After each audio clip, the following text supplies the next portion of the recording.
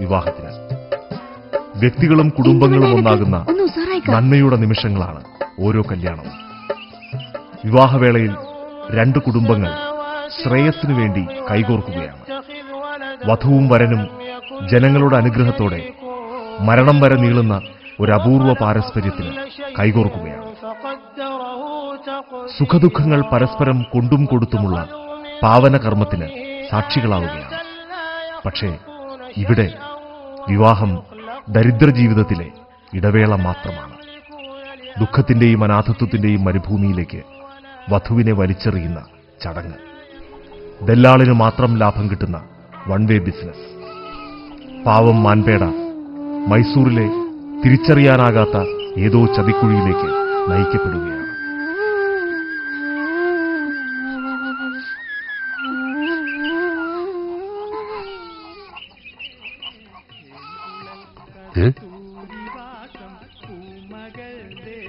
ജയ്, എന്റെ അടുത്ത് ആകെ 500 റുപ്യുള്ളൂ. ഇതെന്ന് വെച്ചാ ഇതിന് മുന്നാടെ പെയ്ക്കാജി. പോ പോ പോ പോ ബാക്കിയൊക്കെ നമുക്ക് പിന്നെ ശരിയാക്കാം. ആയി നല്ല ഉറപ്പ.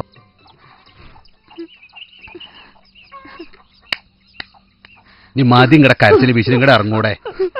അല്ല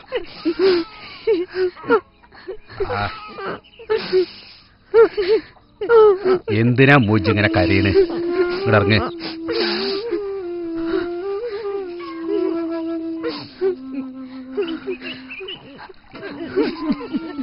ഇമ്മോ മതി.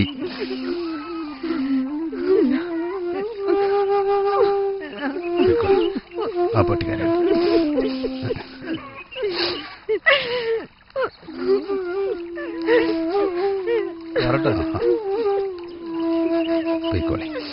ലോകത്തിന്റെ വിസ്മയ കാഴ്ചകളിലേക്ക് കൺതുറക്കും മുൻപ് വീടും തൊടിയും വിട്ട് കളിക്കൂട്ടുകാരെ കൈവെടിഞ്ഞ് അകാല പക്വതയിലേക്ക് വലതുകാൽ വെച്ചുള്ള ഒരു യാത്ര. നിഷ്കളങ്ക ബാല്യത്തിൽ നിന്ന് ഒറ്റപ്പെടലിന്റെയും സഹനങ്ങളുടെയും പീഡന പരമ്പരയിലേക്കുള്ള പറിച്ചു നടന്നു. സഹനത്തിന്റെ അഗാധ ഗർത്തങ്ങളിലേക്ക് ഒരു നരകയാത്ര.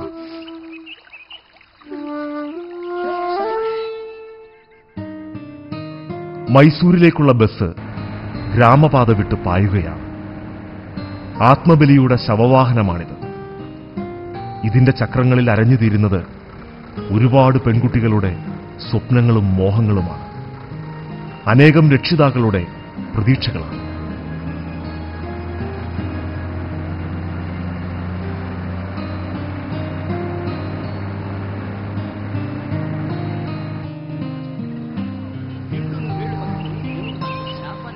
മനുഷ്യബന്ധങ്ങളിലും സംസ്കാരത്തിലുമെല്ലാം നിരക്ഷരതയുടെ മുദ്ര പതിഞ്ഞ കർണാടകത്തിലെ ഒരു കുഗ്രാമത്തിലേക്ക് ആമിന എത്തിച്ചേർന്നിരിക്കുന്നു. സദാചാരവും സ്വകാര്യതയും നഷ്ടപ്പെട്ട ചാളകളിൽ പതയുന്ന വൃത്തിഹീനമായ ജീവിതം. സ്നേഹത്തിന്റെ ചന്ദനഗന്ധം ഇവിടെ വിദൂര സ്വപ്നം മാത്രം. സാന്ത്വനത്തിന്റെ ഒരു വിരൽ സ്പർശം, ആശ്വാസത്തിന്റെ കുളിരുള്ള ഒരു വാക്ക് ഇവൾക്ക് ലഭിക്കുന്നില്ല.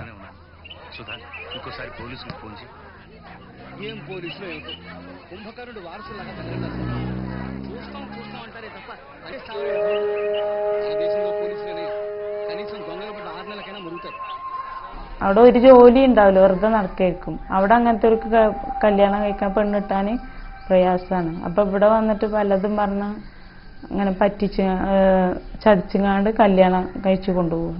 ആദ്യം കുറച്ച് ദിവസം വലിയ കുഴപ്പമുണ്ടായില്ല. പിന്നെ അവരെ സ്വഭാവം പുറത്തിയാട്ട് തുടങ്ങി. ഭക്ഷണം തരൂല നേരത്തിന്. പിന്നെ ഒരു നേരം ഭക്ഷണം ഉണ്ടെങ്കിൽ പിന്നെ പൈസ ഇല്ല എന്നൊക്കെ പറയും. അങ്ങനെ തുടങ്ങി. പിന്നെ പണിക്കും പോവില്ല. അങ്ങനെ പിന്നെ ആകാശത്തുണ്ട് കുറേ കുട്ടികൾ എന്നൊക്കെ പറയുന്നോട്. പിന്നെ പട്ടിണിക്കിടുക, കുത്തുക, ഉള്ള പണി ഒരു അടിമ പോലെയാണ്. പണിയെടുക്കാന്നല്ലാതെ ഞാൻ അവിടെ ഒരു വേലക്കാരത്തിന്റെ സ്ഥാനം എനിക്കവിടെ അങ്ങനെ.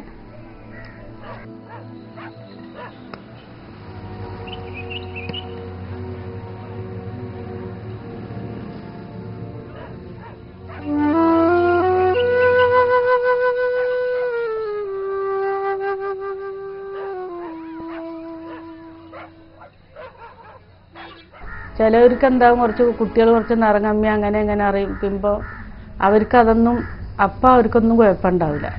ആ സ്വർണം പൈസയൊക്കെ കയ്യിലായാൽ അവരെ സ്വഭാവം മാറും. ഊരടി വള ഊര് വള ഊരടി വള ഊരടിയ ഊരടി ഊര്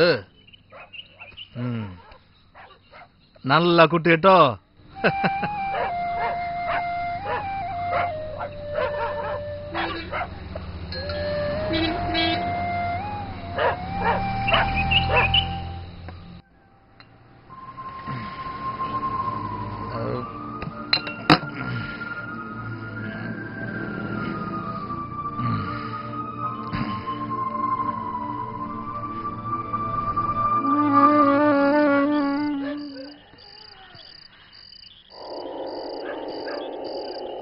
മദ്യപാനാസക്തിയും ധനാർത്തിയും കൈമുതലായുള്ള മൈസൂരിലെ അലസ പൗരുഷങ്ങൾ, മലബാറിൽ നിന്നെത്തിയ ഇളം തളിരുകളെ ഞെരിക്കുന്ന ബലിയിടങ്ങൾ.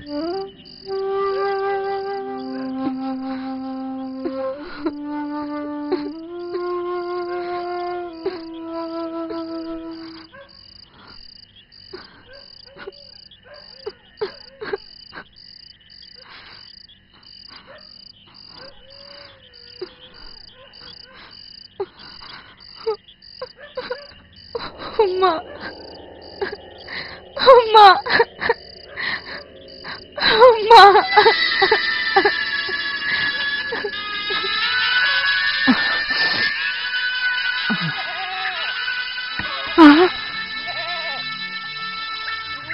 പഠിച്ചോനെ എന്റെ കുട്ടി. ഉമ്മ ഓനെടുത്തു. അവന ഓനെടുത്തടി. ഞാൻ എവിടേക്കും പോവൂല.